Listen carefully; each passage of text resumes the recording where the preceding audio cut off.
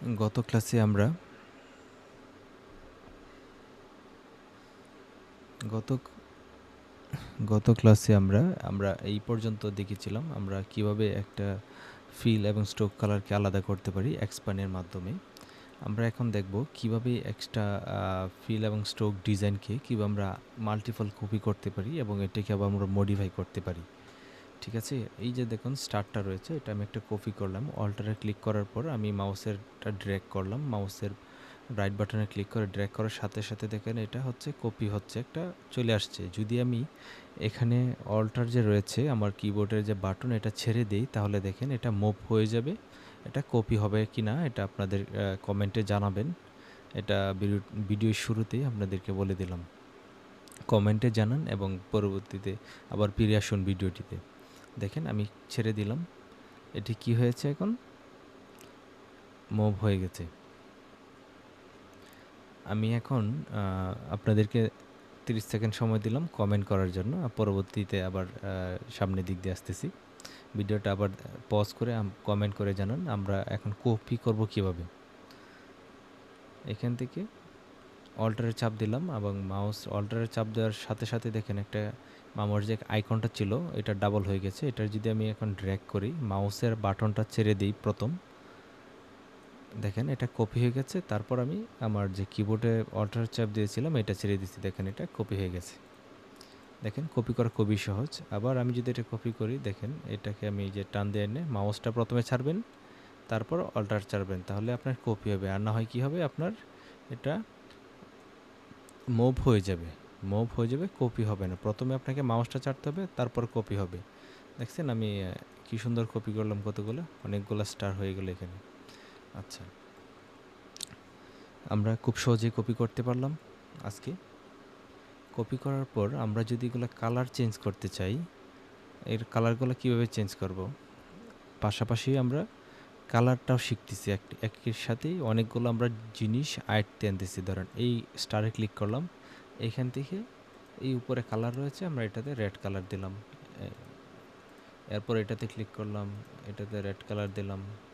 এরপর এটাতে ক্লিক করলাম, দেখেন প্রত্যেকটা কালার আমরা আলাদা আলাদা একটা কালার ইউজ করতেছি। দেখেন ভালো লাগতেছে কি না। আচ্ছা, একটা জিনিস দেখেন, আমি এখানে ক্লিক করার পর অটোমেটিকলি এখানে আমার লেয়ার চলে গেছে, লেয়ার 1-এ চলে গেছে। কিসের জন্য গেছে এটা কি বলতে পারবেন? আমার এখানে যে লেয়ারটা ছিল এটা হচ্ছে ফার্স্ট লেয়ার, আমি ওইটা থেকেই কপি করে অন্য অন্য লেয়ারে চলে এসেছি। লেয়ার সম্পর্কে আমরা আলাদা ক্লাস হবে, এগুলো এখন বুঝাইতে আপনারা বুঝবেন না। পরবর্তীতে আমরা সামনের দিক দিয়ে যখন যাব তখন দেখাবো।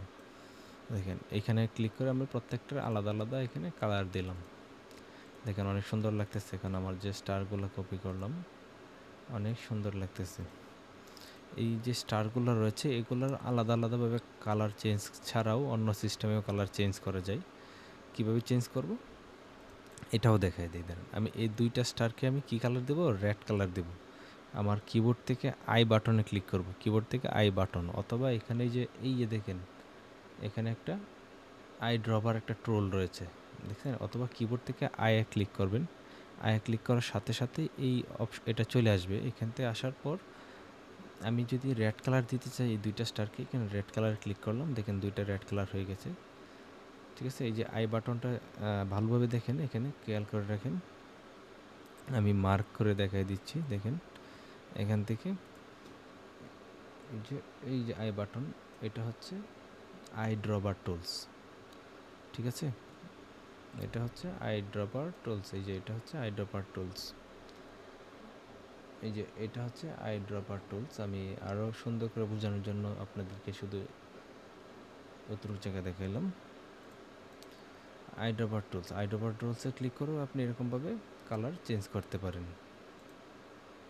ঠিক আছে, আমি যদি এইটা আপনার এই যে এটা রয়েছে এই কালো কালারটাও চেঞ্জ করতে চাই, ঠিক আছে, প্রথমে এটা সিলেক্ট করবেন, সিলেক্ট করে আপনার যদি আমি এটা নীল কালার দিতে চাই, এরপরে আই ড্রপারে ক্লিক করলাম, এই যে চেঞ্জ হয়ে গেছে। এখন বলতে পারেন ভাই এই আপনার দেখলাম হঠাৎ করে চেঞ্জ হয়ে গেল কীভাবে? আপনার কোনো একটা ডিজাইন চেঞ্জ করতে গেলে আপনার প্রথমেই আপনাকে সিলেকশন টুলসে যেতে হবে। আপনার এক ডিজাইন থেকে অন্য ডিজাইনে যাওয়ার ক্ষেত্রে আপনাকে সিলেকশন টুলস ব্যবহার করতেই হবে আপনাকে। সিলেকশন টুলস, এই যে সিলেকশন টুলস প্রত্যেক এই সিলেকশন টুলসই হচ্ছে আপনার ইলাস্ট্রেটরের মূল টুলস। এই টুলস না ব্যবহার করে আপনি কোনো কিছুই করতে পারবেন না। এই টুলস ব্যবহার করতে গেলে এক টুলস থেকে অন্য টুলসে যাওয়ার ক্ষেত্রে আপনাকে সিলেকশন টুলস ব্যবহার করতেই হবে।